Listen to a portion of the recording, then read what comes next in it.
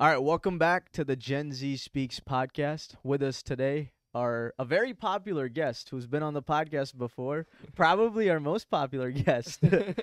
According to the numbers, I'm not getting it. It's a fact. 180,000 views. Yeah, 180,000 people watched the clips of your interview from 3 years ago, almost 3 years ago, I think, on our podcast. With us today is Professor Scott Soames. Scott Soames is a professor of philosophy at USC. He got his undergrad from Stanford University in philosophy, and he got a PhD in philosophy and linguistics from MIT. Thank you so much for coming on the podcast, Professor. Yes, thank you.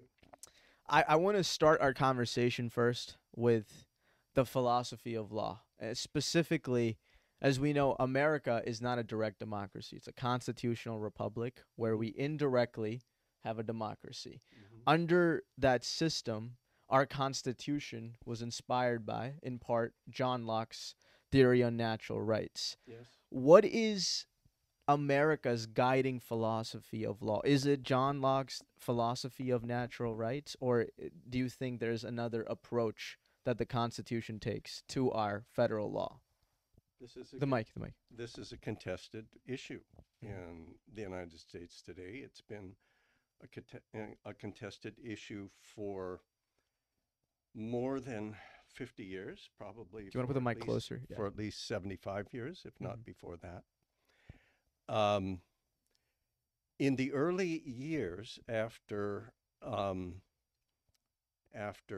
America was founded and George Washington was president and so on, the court was not very visible. In fact, the entire federal government in George Washington's first term was tiny. There was a president, there was a vice president, there was an attorney general who worked half-time, and there was a State Department, which was Thomas Jefferson and one other employee. Wow. And there was then something called the Treasury Department. The Treasury Department was directed by Alexander Hamilton, but it had 40 employees. So it started off pretty substantial. Like a startup, yeah. But the court itself, for many years, was not very much the center of attention. The Supreme Court specifically. The Supreme Court, Mhm. yes. That changed as the country got older and we approached the Civil War, in which there were a number of significant and important decisions, including the Dred Scott case immediately before the Civil War, which was, I think, one of the precipitating causes of the Civil War. After that, we had the period of Reconstruction, and we had a second round of constitutional amendments to the Constitution, including the 13th Amendment, which abolished slavery. Right. And probably the most consequential amendment in the entire Constitution, the 14th Amendment, which had several clauses which have been much used in the time that's gone by. After that period, the South was readmitted to the Union. And that was a period in which there were back and forth contentious issues Right. involving the Supreme Court, some basically upholding segregation, some attacking segregation. And there was a back and forth that lasted probably until FDR's administration. And FDR, along with a few earlier presidents, also they introduced what's called the administrative state, which are the different independent or semi-independent agencies of the federal government. And they make far more law today than the Congress does. There's no question. They make thousands of federal regulations per year. whereas the Congress makes a small percentage Right. of that. And so that has created a whole new, absolutely unanticipated area of controversy in which the court, in one way or another, can get drawn in. Yeah, we talked about this in our podcast last time, the administrative state, and how a lot of federal employees basically are creating laws and regulations. Oh, they are. That are going unnoticed, and it's kind of gotten out of hand. Like you said, from 40 to I don't know how many employees the Department of Treasury has now. No idea. Yeah. It's a huge number. Right, it's a lot. But in terms of the philosophy of law that governs American society, is there a specific form or name to it, or how would you want to classify the philosophy that governs the United States Constitution? I think we're in a contentious. Also, the mic. I think we're in a contentious period, Yeah. and there is still, I think, a lot of reverence for the Constitution, but there's quite a lot of feeling that the federal agencies should have significant authority because they are making a lot of the laws, and the executive branch has become much more powerful than it used to be. The Congress was, in its inception, thought to be the leading, most important institution in the federal government. But I think it's relinquished that role. And the Supreme Court, in the last 50 years, has been trying to find its way from being somewhat innovative and also legislative in some degrees between about 1935 and about, I don't know, 2000. It's become a bit more conservative in the last 20 years. Compared to the Warren Court. And where it will go in the future is unpredictable. I can't say where it will go. So you think out of the three branches, the legislative, judicial, and executive, the most powerful right now, in your opinion, is the executive? Yeah, no question it is. And specifically in terms of the role of the Supreme Court, do you think the court lacks the power that it once had? Because a lot of people right now, at least on the left, right, are like critical of the Supreme Court in terms of its rulings, etc. In your mind, has the power shifted in an like overwhelming way to the executive branch? I do think the power has shifted in a very large way to the executive branch. And I think in terms of the court for the last 20 years has been considerably more conservative than the Warren Court or even than the Burger Court. Sure. But I don't think it has been as conservative as the Warren Court was liberal. Interesting. And the people on the conservative side of political philosophy in the United States, and especially the role of the court, they are struggling because, on the one hand, they don't believe it's their function to legislate. But on the other hand, they feel that maybe that bridge has been crossed. And if, from what is from their perspective, the other side of the street is going to do it, maybe we should do it too. I think that's not a very good idea. I would like to see us stay within bounds, no matter whether we have liberals or conservatives on the court. So for somebody listening into the podcast, they're confused by the Warren Court. That was from the 1950 to 1970, approximately, right? The 70s, you could say. Yeah. And they were governed by this principle called the living Constitution, right? Would you say that's fair to say? The interpretation of the Constitution, according to them, that the Constitution is a living document, which means that the interpretation evolves with changing circumstances and time, versus the Roberts Court, which is more, would you say it's more originalist or textualist? Because I know there's a lot of debate in that community about what constitutes as originalist versus textualist in terms of the interpretation of Constitution. I think it's originalist. What is originalism, by the way, for somebody listening that doesn't know? There are different versions of originalism as well. And the basic idea is you ask yourself, what is the law? What does the law say? Mm. Okay. And that's a question that you could ask about what I say, or I could ask about what you say. And I'm making a number of statements now in answer to your question. What am I doing?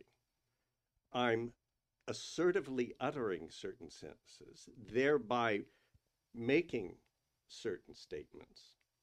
And the asserted content of a speaker's remark is the statement that is made. And how is the asserted content determined? There are different views about this, but I believe the correct view is that the asserted content is what a speaker's utterance, given in the total circumstance in which the speaker is making the utterance, provides a knowledgeable hearer who's not a mind reader, a normal person, a normal person, right, with access to all the relevant information about that particular speech act that was performed, would rationally take the speaker to be committed to. So that's a Justice Scalia. That right? is, Justice Scalia was a proponent well, of he this. called himself a textualist, I think, at times. Right. And, which is a form of but originalism. it's a form of originalism. Mm-hmm. But now ask yourself a second question. How do we determine the content of a speech act made by 100 senators or by 235 members of the House of Representatives? Mm-hmm. They do not, even those who all vote yes on a given bill, they do not all have the same private interpretation in mind. Mm. And sometimes they may differ quite radically with each other without even knowing the extent of their differences. Okay. Unintentionally, yeah. Some of these bills now run over 1,000 pages. Right. Sometimes even more. So how are all of these congressmen, how is their private interpretation going to mesh? What is it that's said by this massive group of people? Mm. You apply, this is my view, you apply the same rule to that speech product, the content of it, that you would apply to the remarks I'm making now. Namely, but this you're going to have to do some idealization.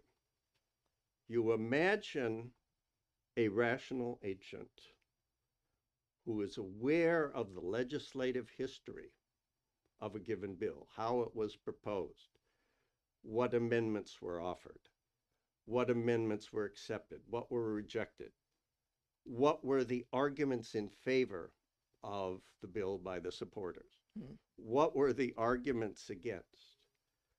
And then once there is a vote and a majority has been reached in both houses of Congress and it's not vetoed, you then have a law with a certain assertive content. What a content is that? It's the content that you or me or any of us would take on the basis of reviewing all the evidence, if we could, to be what they were promising or guaranteeing or committing themselves to.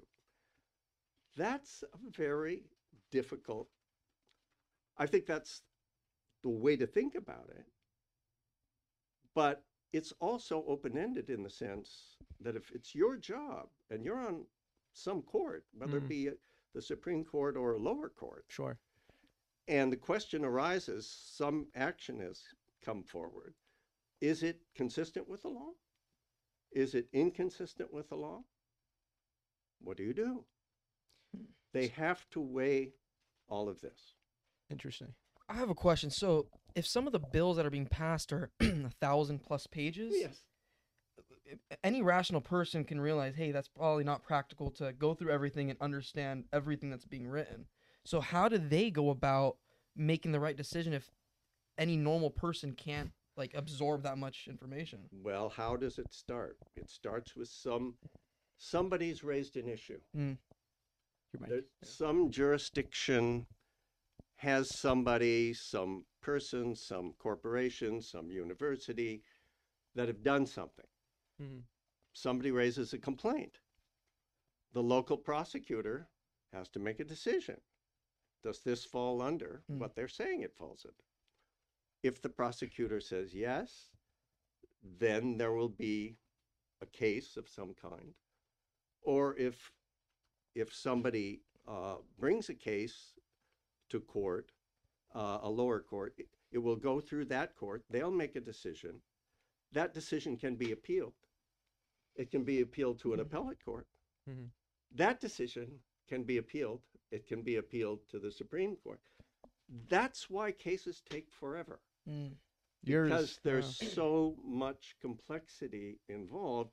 It has to go through several layers where you've got attorneys on both sides, you've got legislators, you've got lower courts, you've got appellate courts, you've got, the Supreme Court justices and, their assistants who really do a great amount of the work. Right. And it's all filtered through that process. That's why it'll take something controversial comes up, and the Supreme Court won't get to it very often for between 5 and 10 years. Go ahead. So if it's being filtered up the court system, right? But the papers keep stacking, it's kind of like a reverse filtration system. Well, right? yeah, I mean, as you go up the ladder, they look less at the earlier parts than at the stuff at the and it keeps adding on. Just came before them. Yeah. Is this bureaucratic complexity to our legal system a blessing or a curse, in your opinion? Or is there a middle ground? I don't think there's a way of avoiding it. Right, yeah. And in terms of the court system, at least, like you have to have that. But part of it can be dealt with in a certain way. The administrative state itself, the agencies, the Labor Department, the Commerce Department, the Education, EPA, sure. We can go through a lot of them. Federal agencies under the executive branch. Yeah. Yeah. They have their own court system. They formulate rules, and then once those rules have become accepted, they don't have to be passed by the Congress. There's a whole process they're supposed to go through, which they often skip, but sometimes they don't, and they go through the whole process. Then they investigate people for violations of them. This is the same agencies, okay? Then they hold a trial if they think their rules have been violated. And you don't get all of your constitutional guarantees in an administrative state department trial as you do in federal court. Interesting. Suppose you or your company are found guilty. You're doing something in your podcast that really God forbid, violates the law. Yeah. Right. So you get hauled in and you get examined and they find you guilty and they assess a fine. They'll assess a fine. Well, we'll fine you $50,000. And no, thank you. then you can appeal it.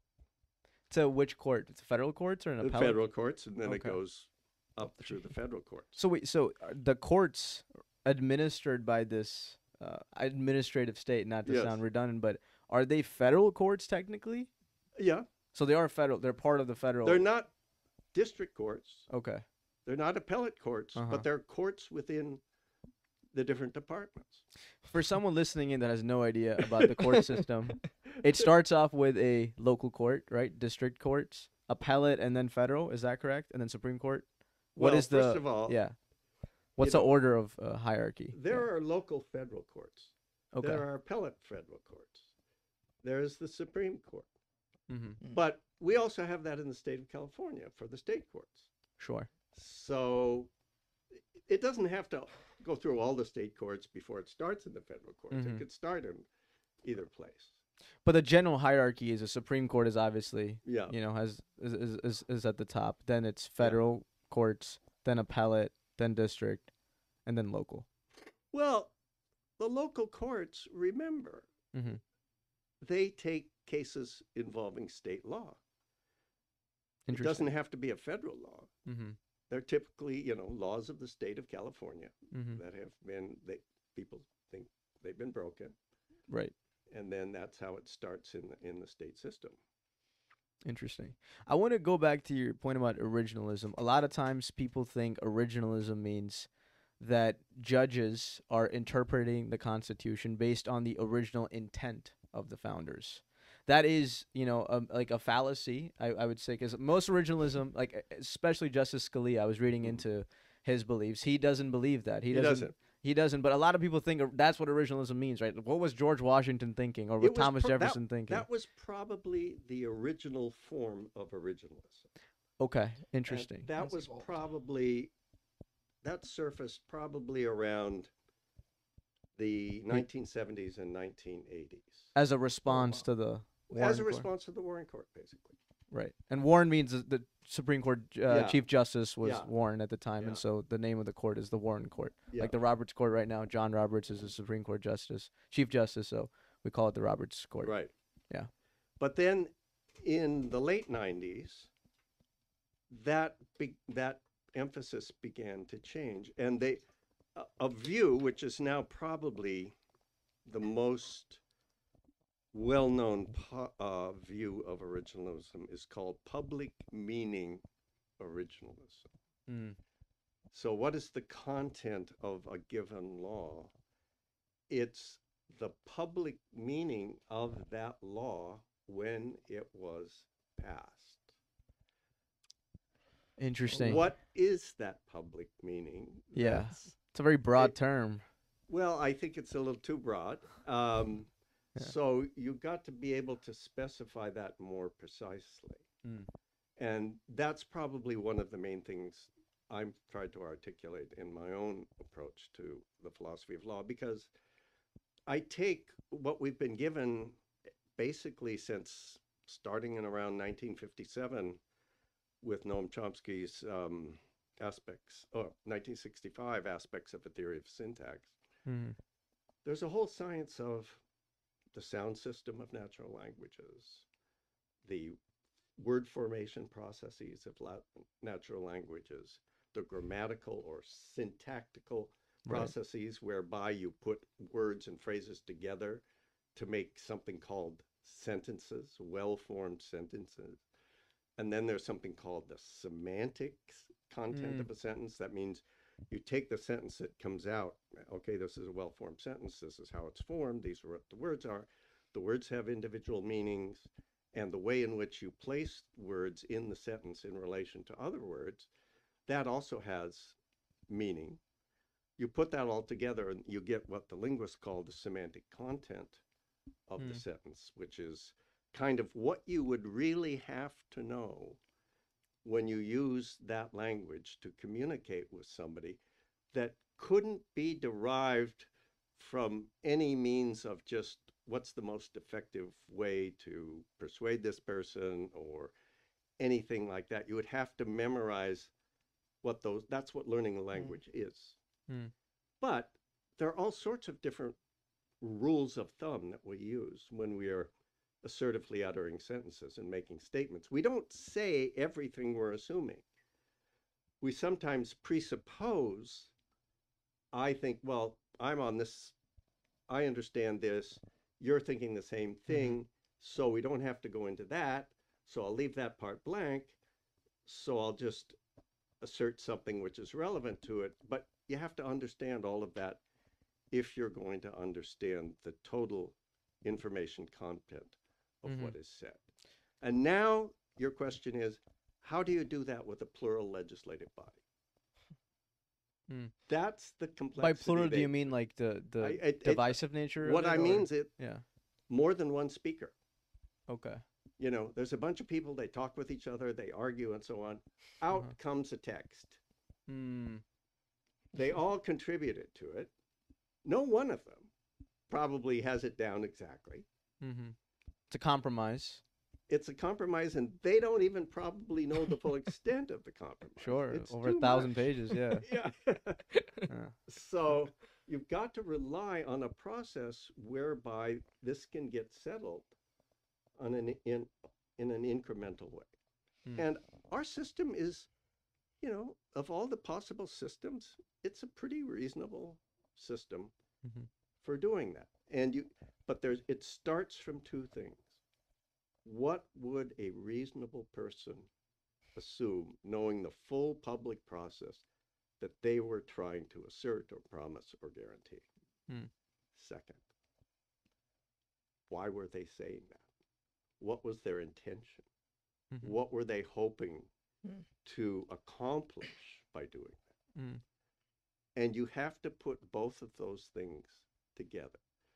And one reason you have to put them both together is that whenever you're trying to write laws that cover a completely open-ended range of situations, there will always be cases in which, no matter what you've said, here's something. Does it fall under the law or does it not? Sometimes it's vague.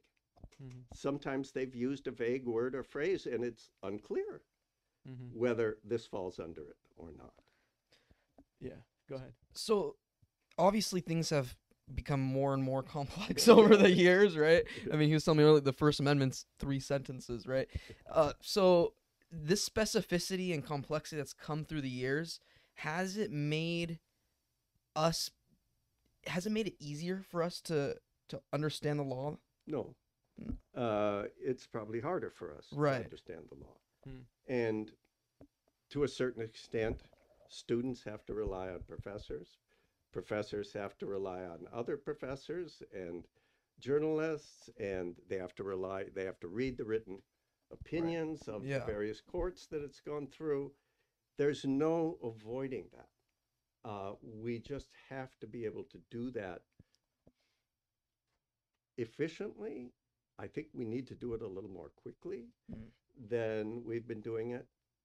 And the courts have to sometimes realize, look, there's an unclarity here, and how are we going to resolve it? One way is we can say, oh, this is an exception to the law, to this particular law. And maybe there's a good reason for that. Another way to say is, no, it's just an instance of some aspect of the law. There may be a good reason for that. But if you say, it was unclear before, now we've held, this falls under it, you've changed the law. So you're the court and you're supposed to interpret the law, but that interpretation, in this case, led to a change. What guided the change?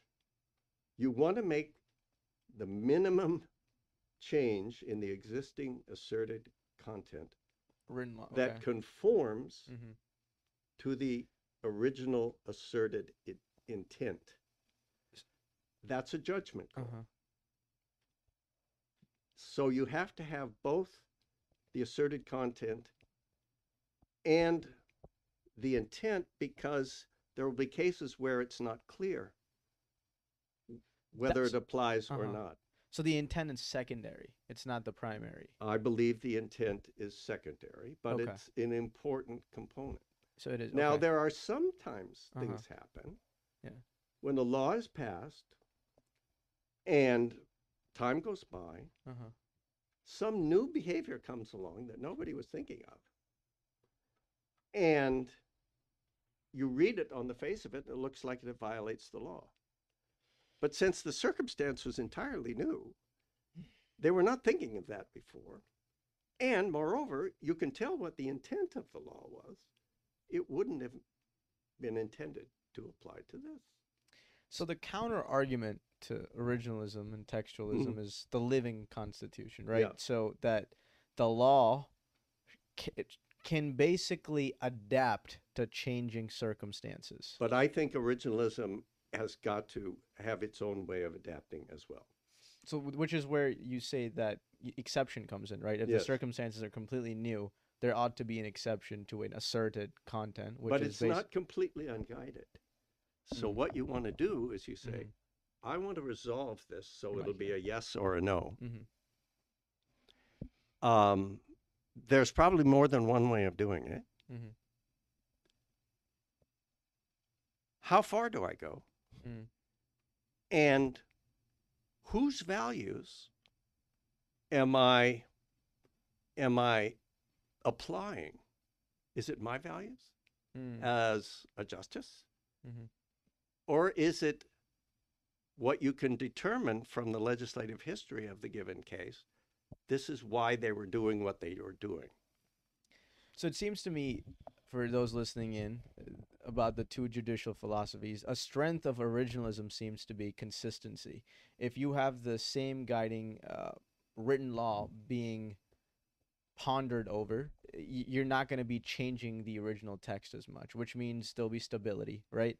As opposed to the living constitution, if you have that approach, you might have a morally superior view in the short term, but because of that tendency to adapt the law, that can have multiple interpretations, and there isn't as much stability long term. Was that a fair assessment, or? That's a fair assessment, but I think it's an incomplete assessment. Mm. What is the first section, the first sentence of Section 1 of the Constitution? I actually have one with me, but maybe I can just give you the gist of it. Sure, you can read it too. You want. All legislative power Mm. is given to the Congress of the United States, which shall consist of a House of Representatives and a Senate. It doesn't say, and we know that the judges are going to have their own version of legislative power. Mm-hmm. It says, that's what you are being true to. So if I'm an originalist justice and I find a case where I can see what the original intent was, I can see that this particular case is not the kind of thing they were trying to rule out, then what I do is articulate a revised principle in deciding the case, which is the minimal change consistent with the original intent, which resolves the issue. Not with my intent, not with what I think would make the law best, but what would advance what they said they were trying to do. And this is a very difficult concept to To apply because people have human nature and biases, right? Well, of course. And you can never get rid of all of that judicial, Sure. Intent. And there's one place in the Constitution that invites it and says, in effect, it's okay. Where's that? What is it? I don't know. Executive. Do you know what the Eighth Amendment says? I do not know. Well, part of the Eighth Amendment is there shall be no cruel and unusual punishment. Sure. Okay? Yeah. They used a word there, which is a moral word. Cruel. Okay? Now, you're a judge or a justice. Something has come up. Maybe it's a death penalty case. And there are circumstances of the case and so on. And the defendant's lawyer says that the death penalty in this case would be cruel and unusual punishment. Unusual has its own thing, but Sure. just cruel. What would you say the meaning of the word cruel is? Something that's heinous, right? That. Be a little more Uncalled for. uncalled for, right? The severity of the punishment exceeds the severity of the offense. If you're my kind of originalist and you're faced with that decision, you have to make a judgment about what was the severity of that offense. And, of course, what is the severity of the punishment? And Do they fit or not? That's the question of whether the punishment is cruel. I haven't talked about unusual yet. And I think if you're an originalist, you have to say that the justices can exercise their own opinion in weighing that matter. They don't like to. Even originalists don't like to. They like to say, oh, we look back at our history and see what's been regarded to be cruel and so on. They're not legislators. Yeah. They're asked, was this cruel?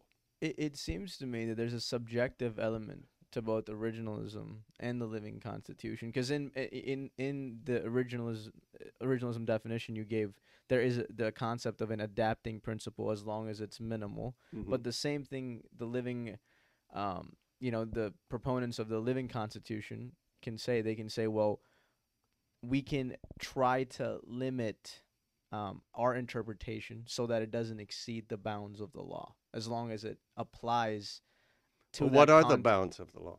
Again, subjective, right? Like I'm saying, I think they're no, both. but I'm saying you do go beyond the bound of the existing body of law. Interesting. Okay.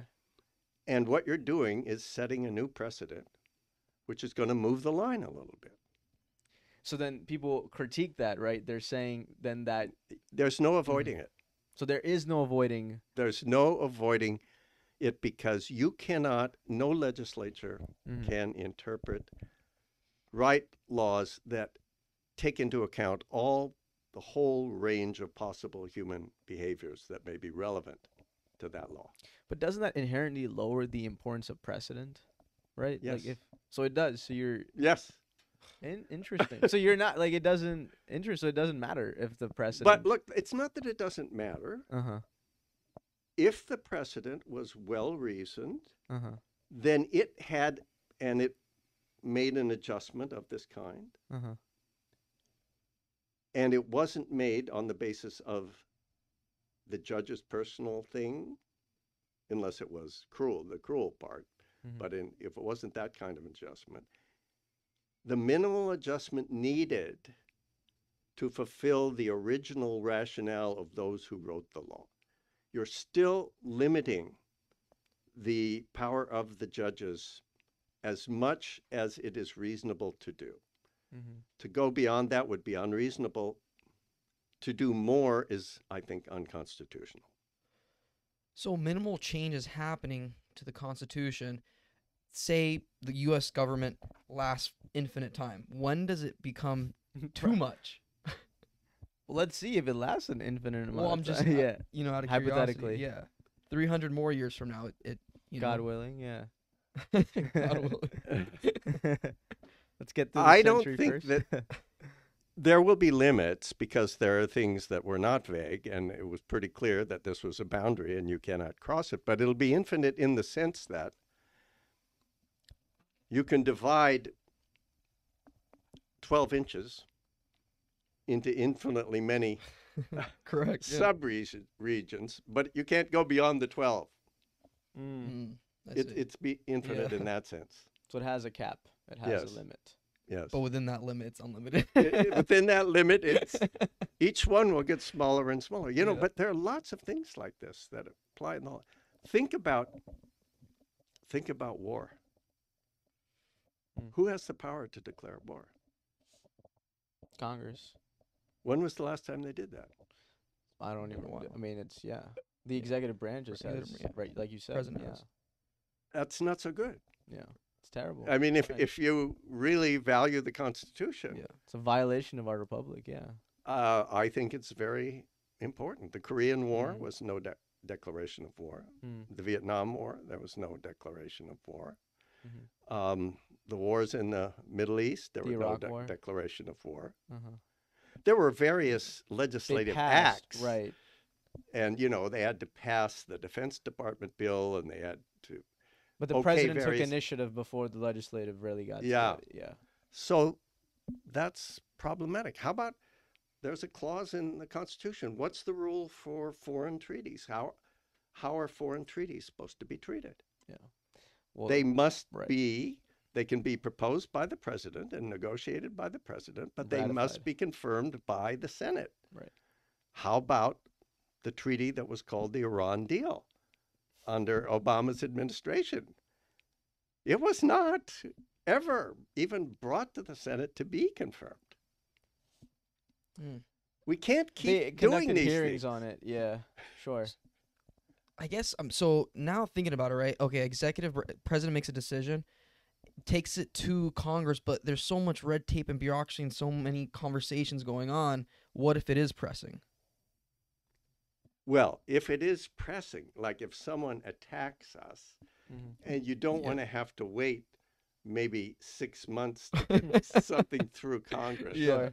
then it's pretty well recognized. I mean, I think pretty much everybody agrees you can Presidential take privilege. these defensive maneuvers. So for the listener or the viewer, because this is a video podcast as well, if they're still confused about originalism versus living, can you give an example of a law and then walk us through how an originalist would interpret it versus a living constitutionalist? I know that's a very specific question to ask, but I think it would help the viewers just get. I don't think I can do it Mm. for a living constitutionalist. There You are don't too like- many different Yeah. varieties of living constitutionalism, and the different varieties correspond to what the different authors of those varieties. Maybe the Alina most Kagan value. version, or like The what? the Alina Kagan version, Justice Kagan, or No, like she says we're all originalists now, I think. that's what she said in That's what 2015. she says, but I Correct. don't believe her. Yeah. You don't think so? You have to be to a certain degree, right? You have to have a certain amount of originalism. I don't think the original intent, but at least the textual or the validity of law to stand. Look, there's a book by a very well-known Harvard professor, Richard Fallon, on You talked about it in your paper. about Yeah. the moral authority of law and of the Supreme Court. Mm-hmm. And he has an approach that differs a lot from my approach. And his approach is he thinks that when you read the Constitution,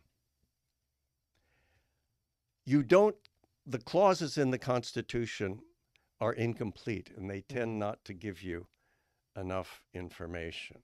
Right. And he characterized what he calls 5 different kinds of meaning, any of which the Supreme Court justices can choose to base a decision on.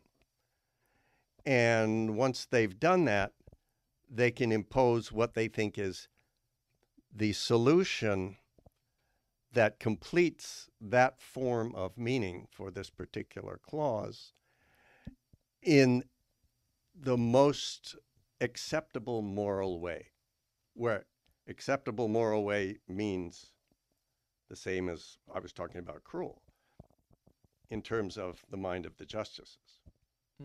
Okay. So he wants to say, yes, we're constrained by meaning, but meaning is more in the Constitution is incomplete and fragmentary. And the cases that come to the Supreme Court are important and they need to be resolved. And the best way to do it while showing some respect for the Constitution is to say, well, there's one of these 5 types of meaning, and if we adapt that in a way that we can specify for you, we will get the best moral result. That's living constitutionalism today. That is a form of living constitutionalism, Right. which is not outrageous.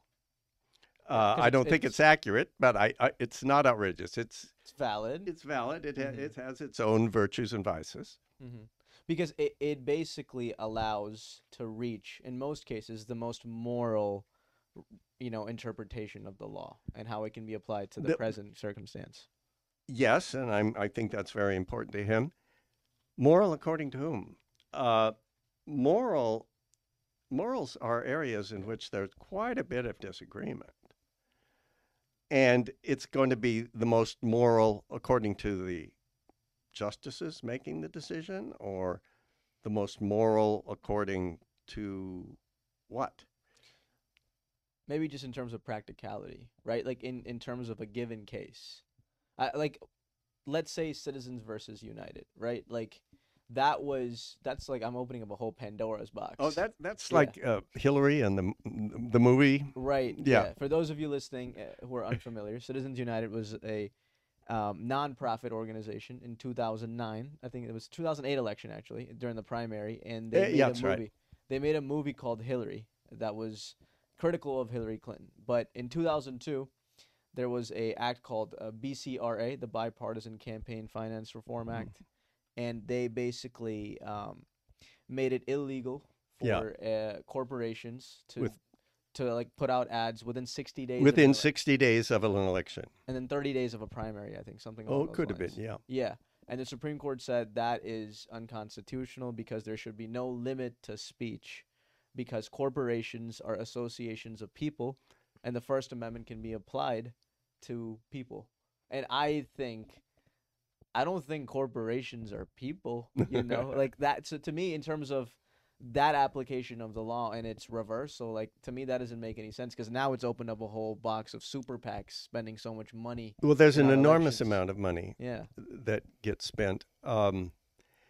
But I do think who wrote the? I think Scalia wrote the The decision. majority opinion, probably it was 5-4. And Very close. and he argued. I haven't checked the facts independently myself. Mhm. That the idea that this was limited to individual speech was false, even at the founding.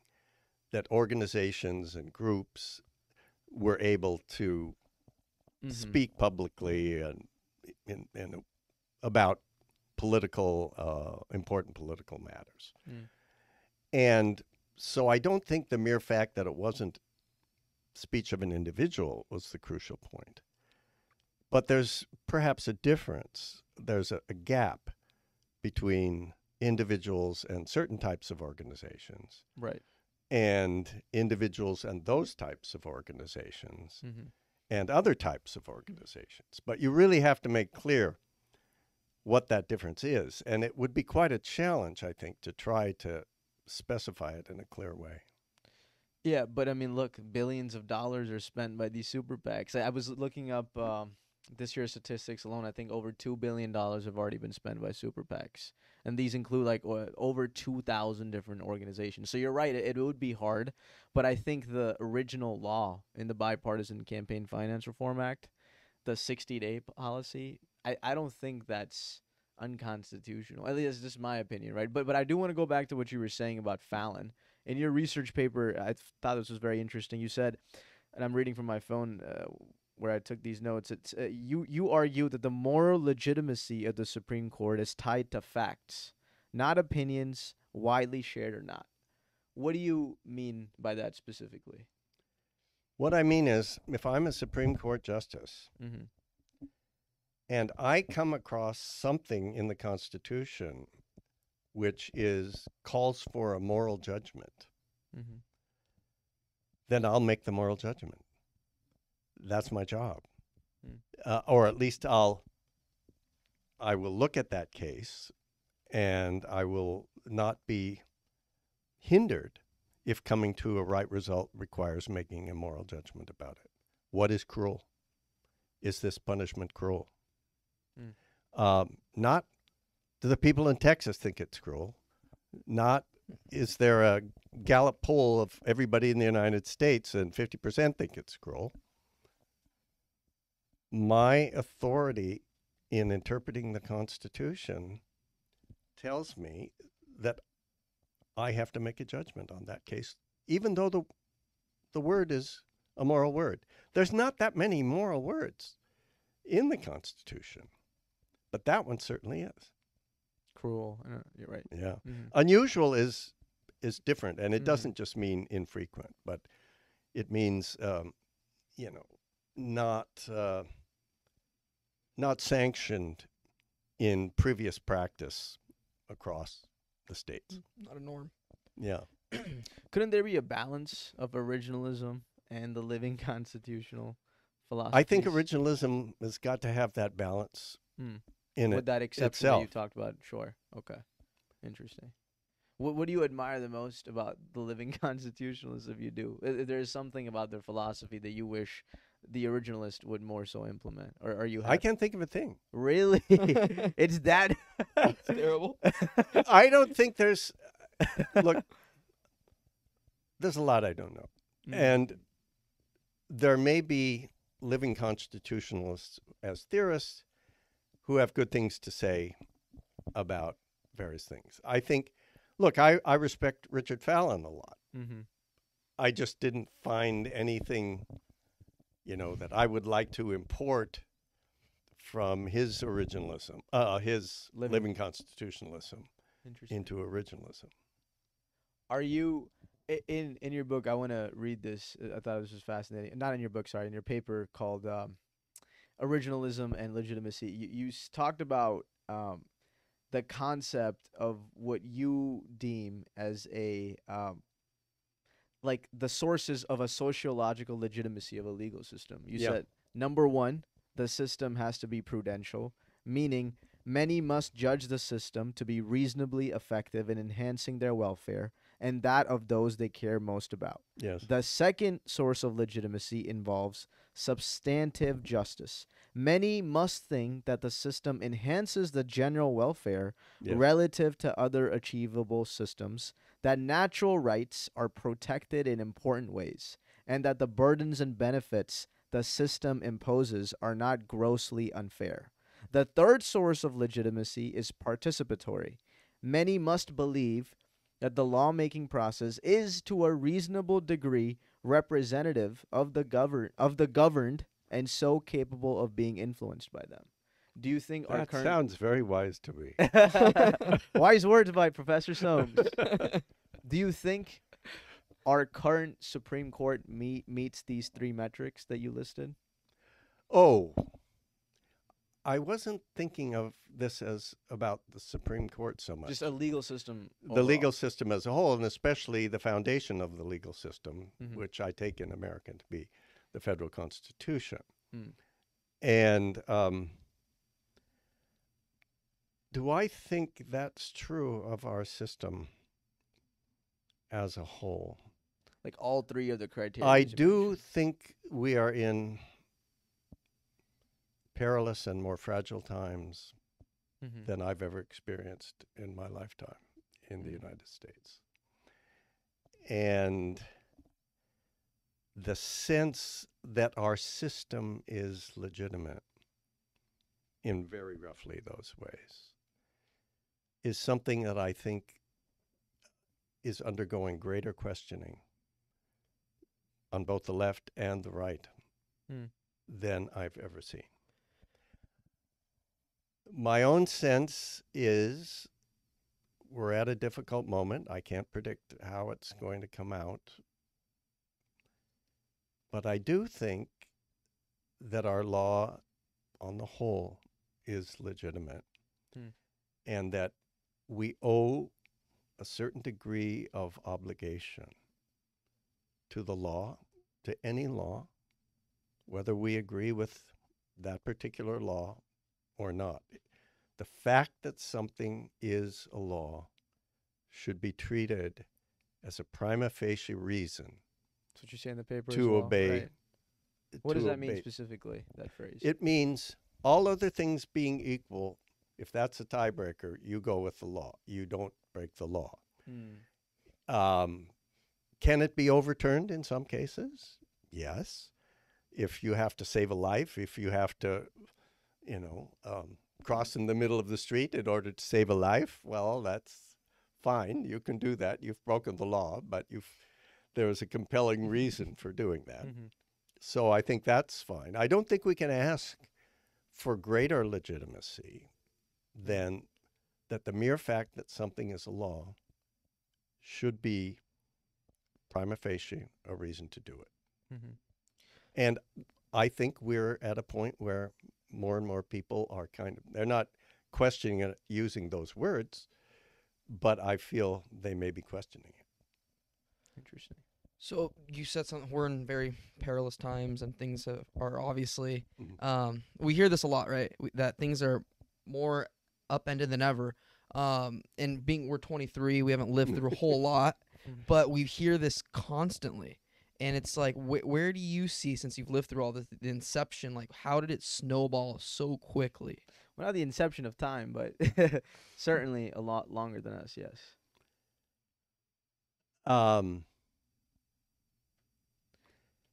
The 20th century was the American century.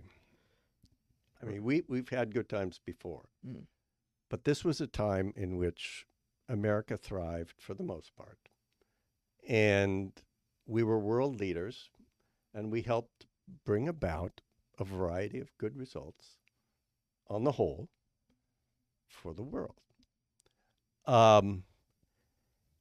And the disagreements that existed didn't anger us as much as they do now. I think we could be approaching a point, I hope we're not, in which, well, I think there's been a great deal of centralization of various kinds of power. Government power is one. The executive branch is far bigger than it ever was before. The administrative state is far bigger than it ever was before. They make far more decisions about our lives into which we have essentially no input than ever existed. On the other hand, we're living in a very complex world, and you can't have everybody making decisions, some of which involve a great deal of technical complexity. So there was reason for these various things to grow up. But I think we could do a better job than we are in bringing the public back more strongly into things. I think, the court, especially the Supreme Court, can get cases and say, look, we're going to deal with this one particular case in a particular way. But there's something wrong here with the law. And like I say, we'll take this particular case off the table. We'll decide it one way or the other. But we're not going to use it to set a precedent. This is a problem for the Congress first and the executive branch secondly to deal with. And maybe there are even cases where they should say, we're not sure how to handle this case. We want to send it back to the Congress to see what they will do. Yeah. I think some means of getting a little more flexibility and input.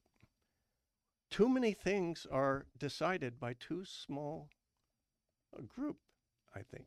It's not just in government. Technology has increased so exponentially.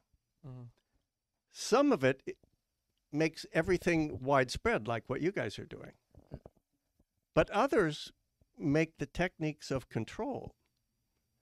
If you can control what the major television stations and radio stations and the rest are doing, control the flow of information. And if you go and pressure them and say, we don't want disinformation going out there, and you're going to say, in your Meta or something like that, or X, you're going to say, well, disinformation, you mean things that are false? But look, the Constitution doesn't forbid people to say things that are false. Yeah. So it even what do you the expect us to do? Is flag, it up to us to say they can't even think about this? Yeah. Right. Certain people can't even be given any rights to air these things? That strikes me as incredibly dangerous. It is incredibly dangerous. I mean, we've seen Elon, he just bought Twitter, right? Because he was saying something around 70 to 80% of the money coming in or money going out into political parties was more left-leaning. And so it's like, if that's a fact and that's happening, and we just seen what Mark Zuckerberg said, right, about Meta, you kind of drew attention to, we can't even control social media that's available to the entire world. And I guess that's the wrong term. There is control on it. So it's how do we decentralize that again? Um, it, I I guess that's the question. Well, it is decentralized, you know. But is it if they're Well, you guys are part of it. Yeah, the podcasting Yeah. world. Look at it; it's decentralized. Nobody's yeah. telling us what to talk about on the podcast. Like, you know. For example, on Facebook, right, Yeah. or Instagram, certain information is pushed to you based on your interests, right? It's like Yeah. you're positioned in a place if you're a conservative to see this conservative information rather than see an equal amount. Okay, so that's a matter of influence rather than Influence. absolute prohibition. Yes. There's been some prohibition, but there's a lot of influence. Mm-hmm. I don't know what to think about that influence. I'm not Yeah. deeply involved in that sort of thing. So, I don't think we can avoid it, to be honest, on a technological level. But the reason why I brought up those 3 points was I wanted to cite to you a recent study done by the Pew Research Center. They say, and I'm citing their study that was done in July of this year, they say fewer than half of Americans, 47% now, express a favorable opinion of the Supreme Court. About half, 51%, have an unfavorable view. And this view is very partisan. So 73% of Republicans currently hold a positive view of the court. And by contrast, there's only 22% of Democrats who hold the same view. Do you think these views will always be a disparity I don't in the think there should favorability? be, and I don't think the country has a good future if there's If this that remains. degree of difference Right. or becomes greater or even stays the same. Mm-hmm. Because the Supreme Court, as the founders envisioned it, was supposed to be that one nonpartisan group of people, right, that objectively tried their best to look at the law. And now it's become But highly partisan. I don't think so. I think it's been highly partisan for most of my lifetime. Mm. It's just that the Supreme Court is somewhat to the right of the American center right now, Very to the, yeah. but it's very far to the right of the America big media companies, and I think that's affecting people's perception. Well, also, I don't know if you saw the recent scandals of like the Supreme Court justices' ethic concerns, or you know. I don't know. Were there some scandals? Well, there was this scandal about Justice Clarence Thomas. He took trips on a private plane that he did not report. There seems to be like. Why is that a scandal? Well, because he took it to the that GOP person mega donor. You know, that person never had a case before the Supreme Court involving him. Well, they say I think it was Samuel Alito, the other justice. Oh, that's another one. Yeah. Yeah, that's another one that he had. Again, I'm not 100% privy to all the facts here, but there seems to be that the justices weren't reporting every single activity with a donor, or you know, they were not reporting every single trip on a private plane with somebody who was wealthy. So that raised ethics. A donor to whom? Donor to the Republican Party that had some cases brought up indirectly, maybe not directly. But regardless, my point is, I think personally, I know the Article 3 of the Constitution says the federal judges and Supreme Court justices can serve for life. Yes. I don't think that's a healthy way to govern the court system, because you have justices like Clarence Thomas who have been there for almost 40 years now. And I think having term limits, not just for the justices, but even for members of Congress, is the right thing to do, because if you're there for so long, I think you become complacent. There is something about that for both the Congress and the federal courts. Yeah. I understand the reason that the founders wanted people in these positions. Well, they didn't want to have to run for office. They didn't want to have to think, can I be reappointed if my term is over, and so on. If so, then I will bend one way or bend the other. And can they be fired by? No, that shouldn't, because that can also influence it. But if there was a strict limit of a given number of years for anybody on the court, I think we could easily live with that. And I think we could easily live with that for Congress as well. I don't know whether it would be a good thing or not. I think it would be because right now you have justices that are just there for such a long time, and I think it blinds their judgment because they get used to their jobs. They're like, I am gonna be in this position for so long. So what if I go on a private plane with a donor and not report it? Like I feel like it's just protecting ourselves from our human nature. I do agree with you on the part about Congress as well. I don't think any Nancy Pelosi shouldn't be there for 40, 50 years. You know, same thing you can say for Mitch McConnell. But I don't know if they'll pass a bill like that. Well, you I know? don't think they will. And the other side of the argument is, what if the people want to keep sending them there? You could say that about the presidency too, but we have now You're right. limits on the president. Right. But 2 terms. FDR was there for all of Yeah. 3 terms and parts of a 4th. And we have those limits, and we're living with them, even though it does restrict the ability in the abstract, of the people to choose who they want. But I can see there being reasons that outweigh that reason, and it could be true of the other 2 branches. Because the founders truly valued public service. They didn't anticipate people being there for life, especially when you talk about the Senate or the House, right? Like George Washington was one of the best things he did was be there just for 2 terms and then leave, and that became a very profound precedent that other presidents followed. It was probably one of the best things George Washington did a lot of great things. Some not so much, but for the most part, he did a lot of great things, and he left office, and I think it prevented the control of, tyrannical elements to any democratic society that can occur if you don't put checks and balances. So I do think term limits would help, and I think you seem to agree. Do you think that the present system, the present state Mm-hmm. of our country could handle any really large sweeping changes? That's a large sweeping change. I'm not sure that it could. Really, term limits? I think we're ready for it. I've heard. Yeah. I'm just saying, how would the political system react? It would have to be a constitutional amendment. Right.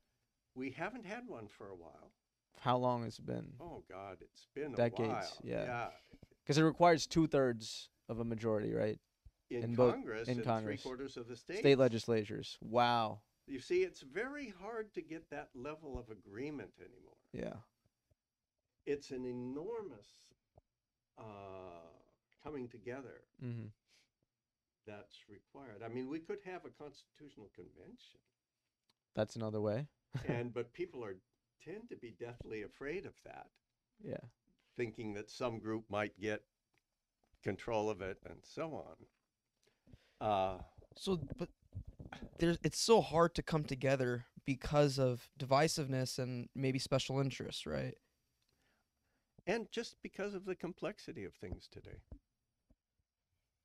Yeah. So what's the resolve? Look, I What's don't the have solution? a solution. I want you to have a solution, you guys Professor. come up with a I want solution.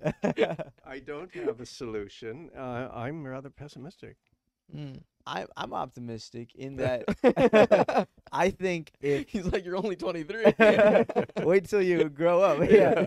I do think though, if Congress got together, passed a bill that had term limits for senators and House members of the House of Representatives and the Supreme Court, it would signal trust in the public, and trust in Congress is at an all-time low. I think it's about 20% of Americans that trust Congress. It's been that way for a while, Bro, actually. yeah, exactly. It's ridiculous. Like, you're supposed to have faith in your government, and that is, I think, it's a threat to democracy. Because once people lose faith in their institutions, Well, I think we are. you could go into anarchy. It's not that hard to see that pathway come to fruition.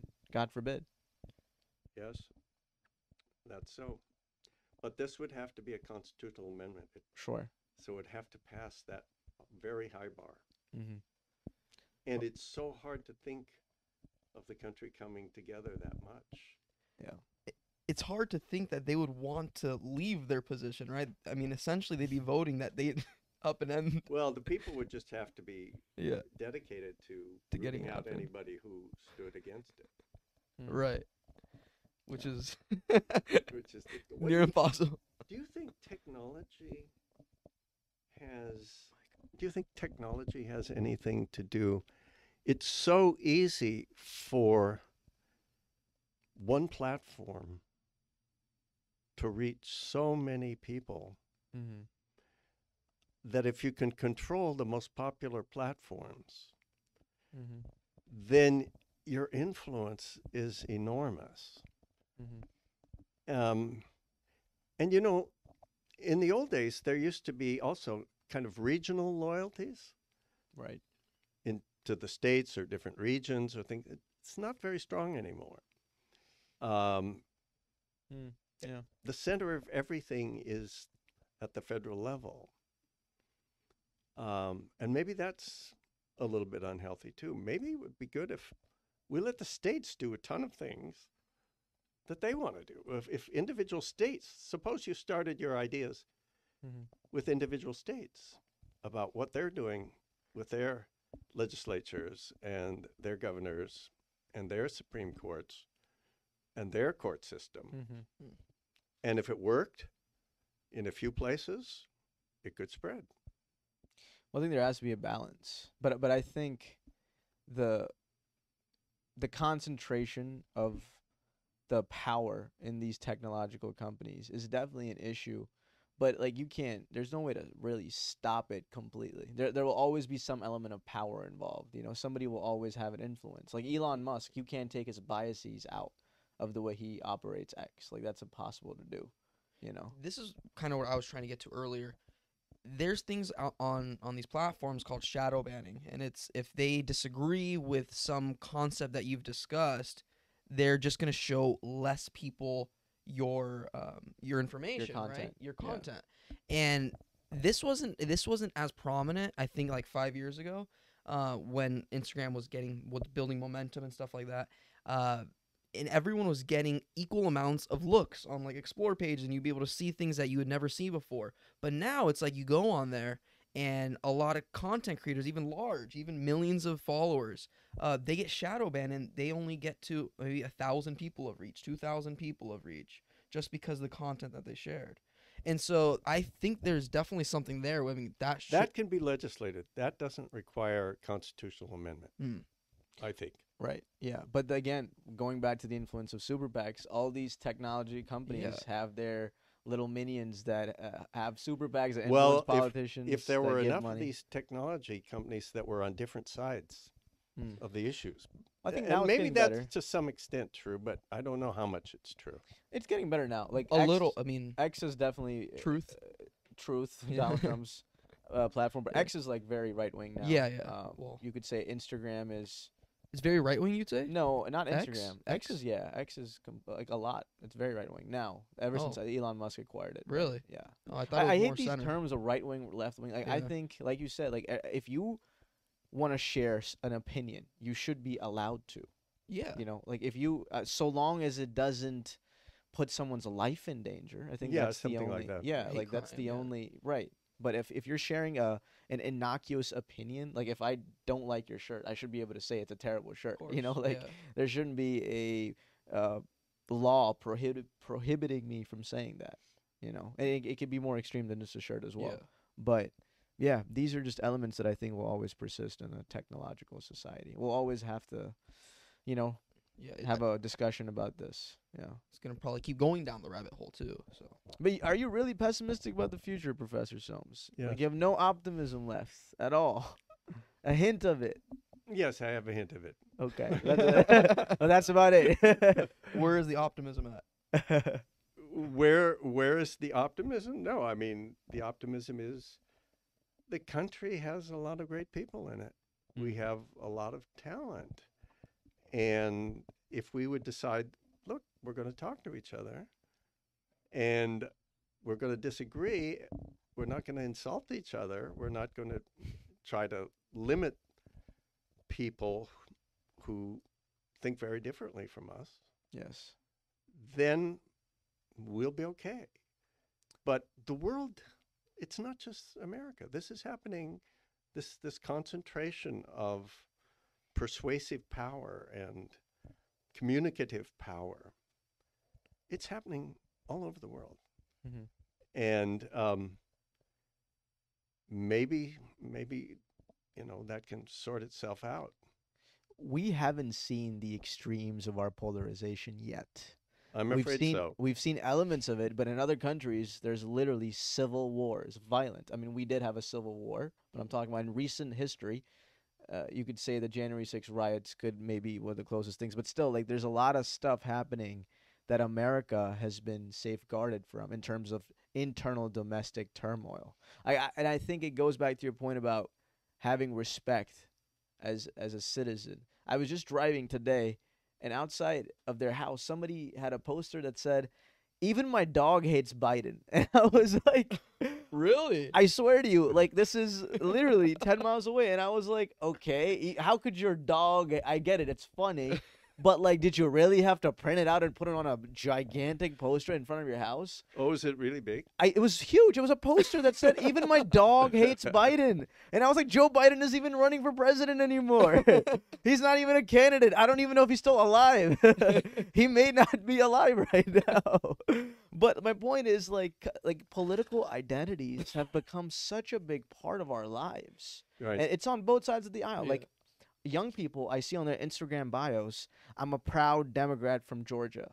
Like, you should be a proud American from Georgia. Why is being a Democrat such a big That's a good part point, of your yeah. identity? This is a new aspect of You didn't our see that culture. before, No. really?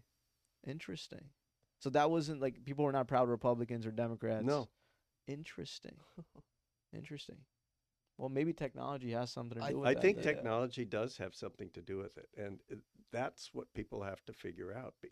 It's too easy to exercise powerful control, and the big media companies, they're very good at presenting their point of view and blocking others. They have Yeah, been. they- And they have Yeah. been. That's the truth. They have been, yeah. And it makes sense. I mean, just like you said, their audience is the world. I mean, it's not just local anymore, and you can pass out a newspaper and a few thousand people are going to read it. I don't see the Supreme Court taking any action against that, if they were to. Because freedom of speech, right? First Amendment, corporations are associations of people, according to Citizens United precedent. Like, Yeah. what could you do about this? Well, I don't think the court's going to be reluctant to do anything too fundamentally different. Mm. And it's worried about its legitimacy. Right. And it always has been, and I think it should and Yeah. always will be. But it's got, I go back to thinking different communities, different states can start being a little more experimental and see how it goes. Maybe that'll trickle. Mm-hmm. Start small. Yeah. You don't have to change the whole country overnight. Yeah. It's hard, If something works, some other states will try it. Mm. Then there'll be some version of it that may happen at the federal level. Yeah. There's also a book in our last one. We're ending here soon, but there's a book. It's a good book that you recommended.